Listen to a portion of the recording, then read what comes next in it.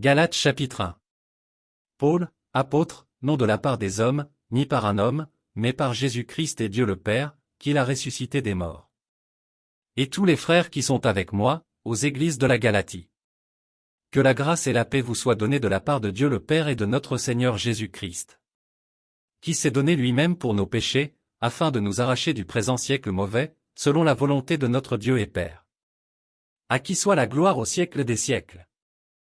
Amen. Je m'étonne que vous vous détourniez si promptement de celui qui vous a appelé par la grâce de Christ, pour passer à un autre évangile. Non pas qu'il y ait un autre évangile, mais il y a des gens qui vous troublent, et qui veulent renverser l'évangile de Christ.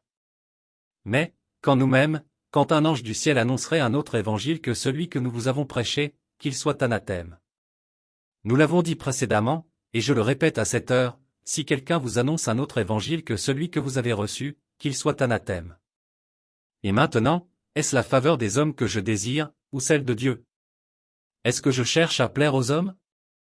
Si je plaisais encore aux hommes, je ne serais pas serviteur de Christ.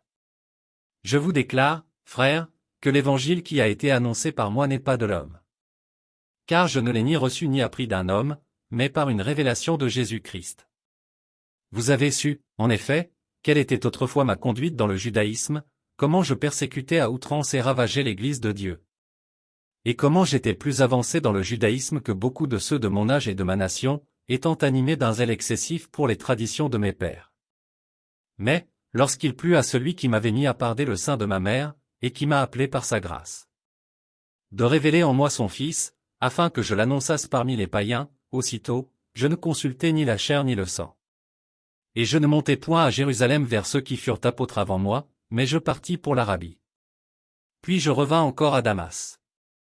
3 ans plus tard, je montai à Jérusalem pour faire la connaissance de Cépha, et je demeurai 15 jours chez lui. Mais je ne vis aucun autre des apôtres, si ce n'est Jacques, le frère du Seigneur.